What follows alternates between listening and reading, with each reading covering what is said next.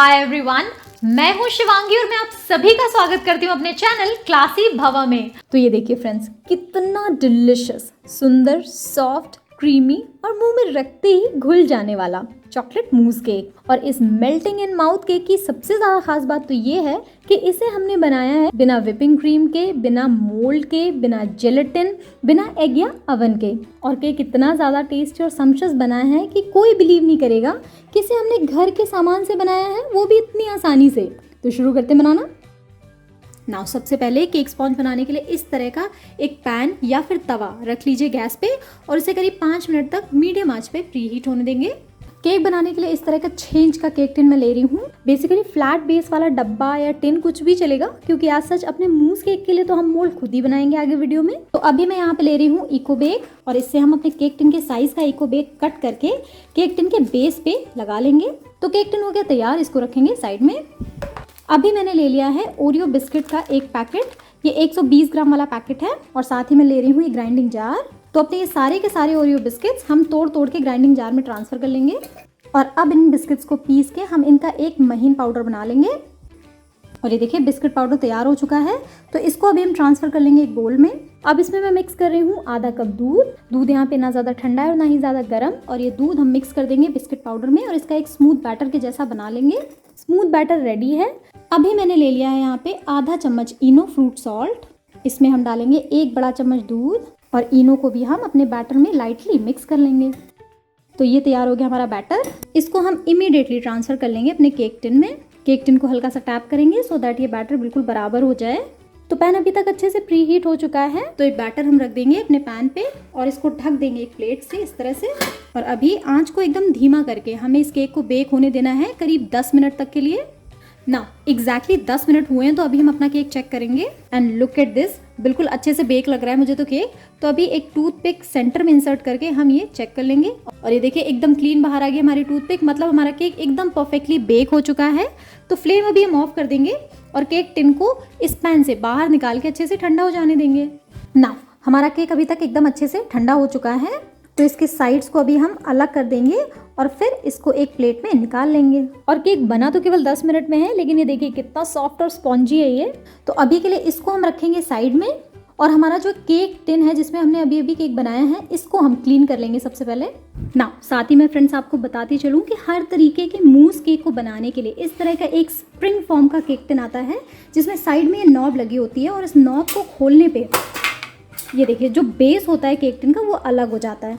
तो क्योंकि मूस केक को साइड से अलग करना थोड़ा टिपिकल होता है, मुश्किल होता है, इसलिए इस तरह का spring form cake tin use किया जाता है मूस केक्स को बनाने के लिए। लेकिन आज हम अपनी रेसिपी में इसको नहीं यूज़ करेंगे, हम अपना मूस केक का टिन खुद ही बनाएंगे। हमने सेम केक टिन क्लीन कर लिया है फिर से। और साथ ही मैंने यहाँ पे ले लिया है ये एल्यूमिनियम फॉइल। अभी जो हमारा केक टिन है तो उसका जो डायमीटर है या फिर जितनी उसकी मेजरमेंट है एल्यूमिनियम फॉइल के हिसाब से, उतने का डबल एल्यूमिनियम फॉइल हमें निकाल लेना है यहाँ पे। तो सबसे पहले हम फॉइल को डबल कर लेंगे और दोनों फॉइल लेयर्स को अच्छे से फोल्ड करके प्रेस करके बराबर कर लेंगे और सिजर की हेल्प से इसको फॉइल रोल से अलग कर लेंगे। अब हम ले लेंगे अपना केक टिन, इसको करेंगे उल्टा और अभी हम ऊपर इसके रखेंगे फॉइल। और अब जितनी भी फॉइल हमारी नीचे लेफ्ट राइट बच रही है उसको ऊपर की तरफ रैप करते हुए हम इससे एक बोल के जैसा बना लेंगे, जैसे कि ये है। तो इस तरह से रैप करेंगे ऊपर की तरफ से। ऐसा हम इसलिए कर रहे हैं ताकि हमारे मूस केक में कोई बहुत ज़्यादा मार्क वगैरह ना पड़े सिल्वर फॉइल के।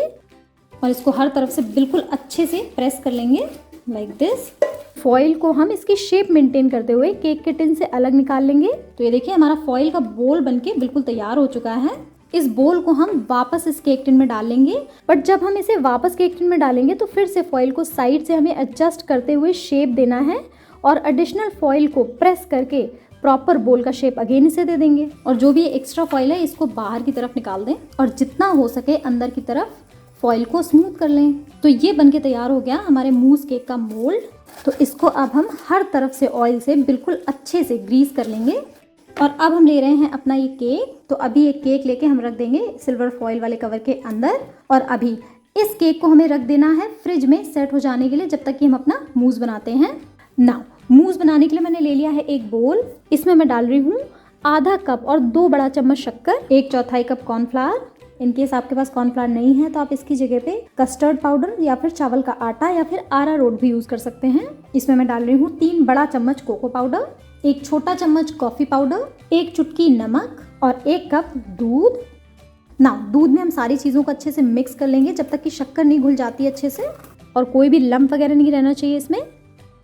और ये देखिए सारी चीज़ें बिल्कुल अच्छे से मिक्स हो चुकी हैं। तो अभी मैंने ले लिया है एक पैन और इसमें मैं ये सारा का सारा मिक्सचर छान लूँगी और साथ ही मैं इस पर डाल रही हूँ 1 कप दूध और साथ ही मैं इसमें डाल रही हूँ करीब 3/4 कप घर के दूध से निकाली हुई मलाई।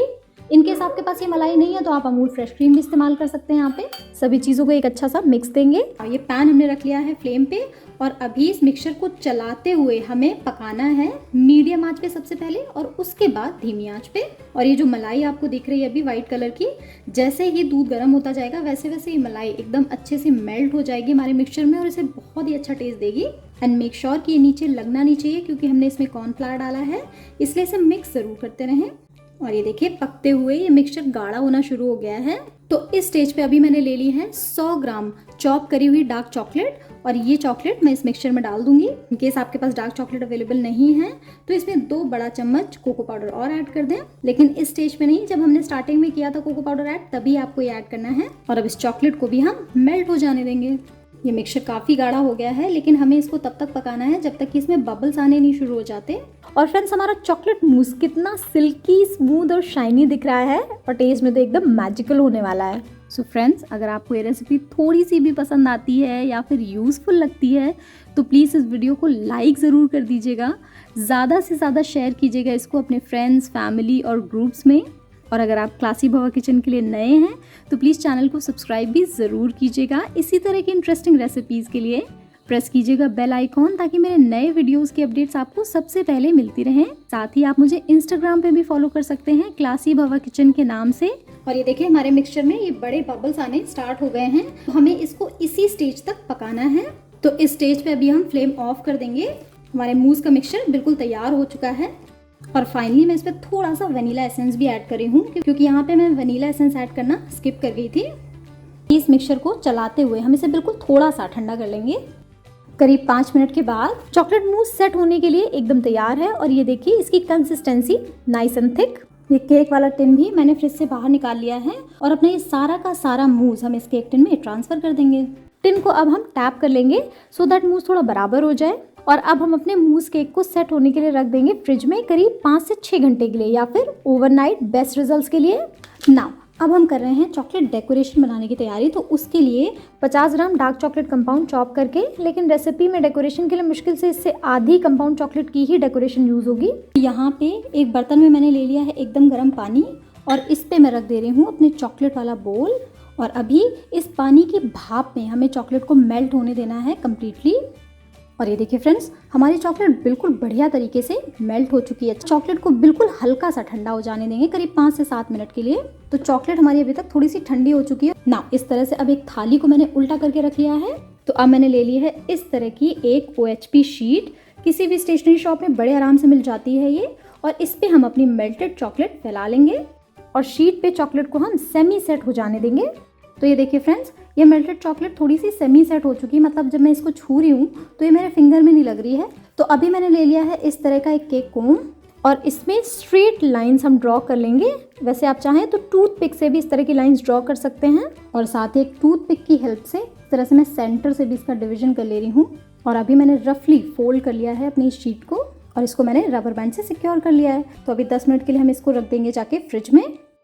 तो फ्रेंड्स मैंने ओवरनाइट इस मूस केक को रखा था फ्रिज में। ये देखिए सेट हो गया हमारा मूस केक और अभी हमको इसे मोल्ड से बाहर निकालना है। तो इसके लिए मैं इस तरह से सिल्वर फॉइल जो हमने बाहर निकाली हुई थी उसकी हेल्प से इस केक को बाहर निकाल लेंगे हम। तो ये केक अभी केक बोर्ड या प्लेट में रख लेंगे। Oops, I am so sorry guys, video थोड़ा सा ब्लर हो गया है यहाँ पे। तो अभी हमें क्या करना है, ये जो सिल्वर फॉइल है इसको अलग कर देना है धीरे से, आराम से। चाकू या स्पैटुला की हेल्प से मूस केक के बेस से भी हम फॉइल अलग कर लेंगे।